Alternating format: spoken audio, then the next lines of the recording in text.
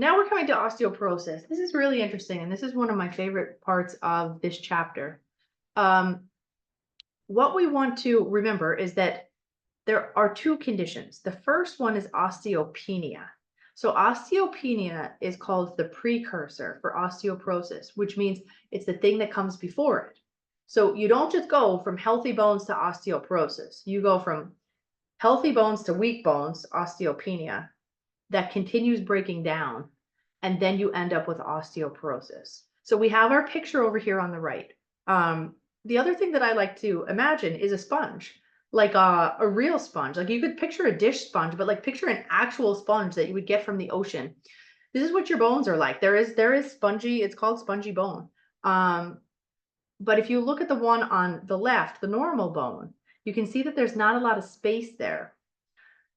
With osteoporosis, we see that word pore there, right? The openings in the sponge are called pores, and osteo means bone, right? So this is like holes in the bones.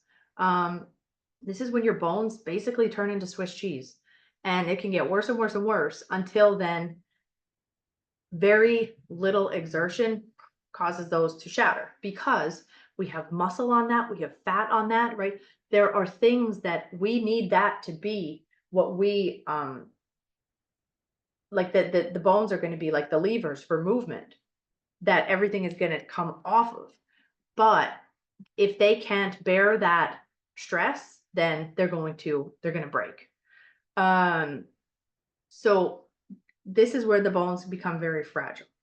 The way to have this tested is a DEXA scan. So this is different than an X-ray. It's different than a CAT scan, an MRI. It's none of those things. It's its own separate test that looks at the bone mineral density. So again, you know how we talked about the bread? Picture like the holes in the bread, right? A very dense bread is going to have teeny tiny holes, and there's not going to be many of them. It's a lot of bread, not a lot of air. The bones are similar to that, right? That the DEXA scan will tell you how dense your bone is. Um, that's what it measures, bone density. This is a really important test for women to get because a lot of this is going to happen after menopause. It's caused by things way before menopause, but it all kind of explodes during menopause.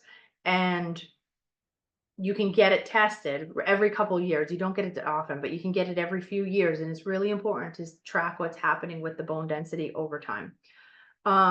Your textbook doesn't have as much in it as mine did when it was fourth edition. And I don't, I don't know why.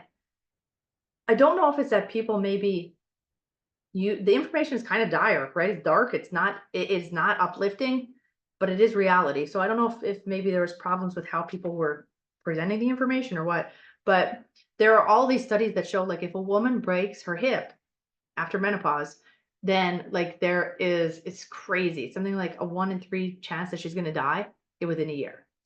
And if not, that there's all these other complications. So we can never look at this as just like, well, if you break a bone, no big deal. It's no longer like that.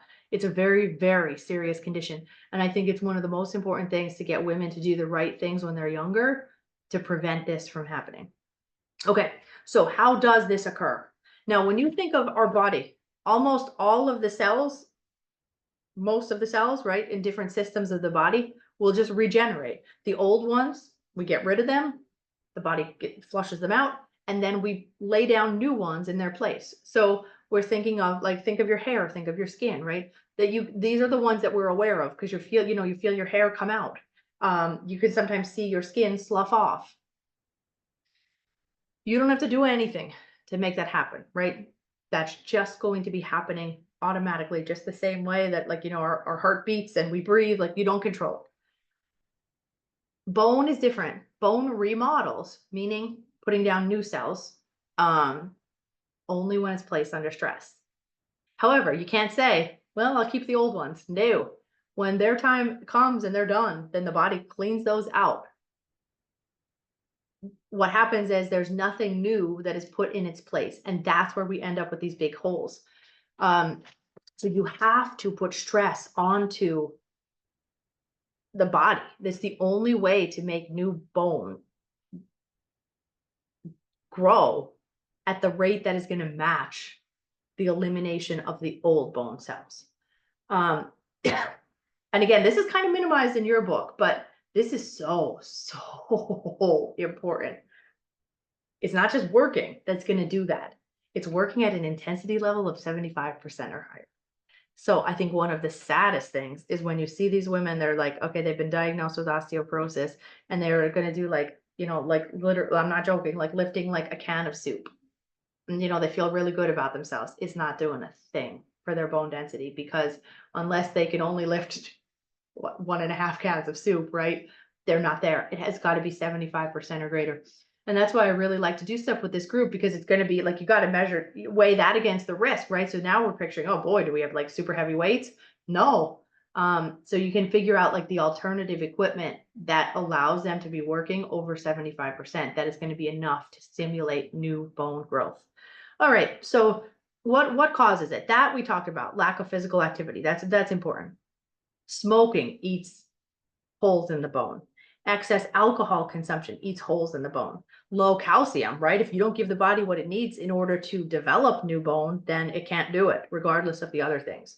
The other thing that's not in the book that is really important is that your peak bone density is set during like the teens and 20s. So for women, again, like they're going to be they're 60, they're 70, and they're saying like, oh, what am I going to do? Like you don't have a time machine, you can't go back. This is why it's so critical that we keep young people active.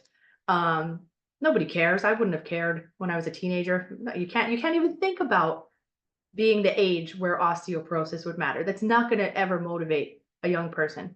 But we need to get them to make the right choices so that later on when they do care, they're not going to have robbed themselves of the potential for health. Okay, so enough about that. What you want to do, focus on the big areas, right? The hips, the thighs, the back, the arms, anywhere that you can get like the most bang for your buck, because we want this to remodel. We want the stress on the body. We see for the special considerations, the same as everybody, slow, well monitored, progress toward free sitting, no Valsalva. The one that's different for osteoporosis is going to be the spinal loading. So I have already had this like, oh, really sad.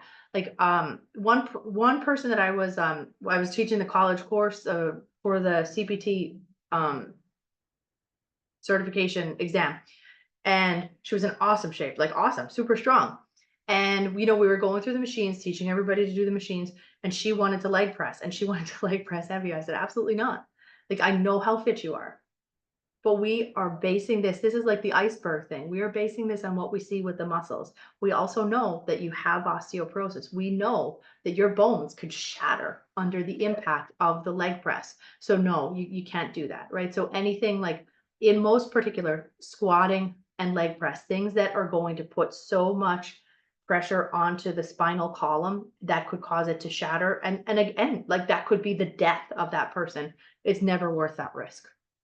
Okay, guidelines if you want to check them out.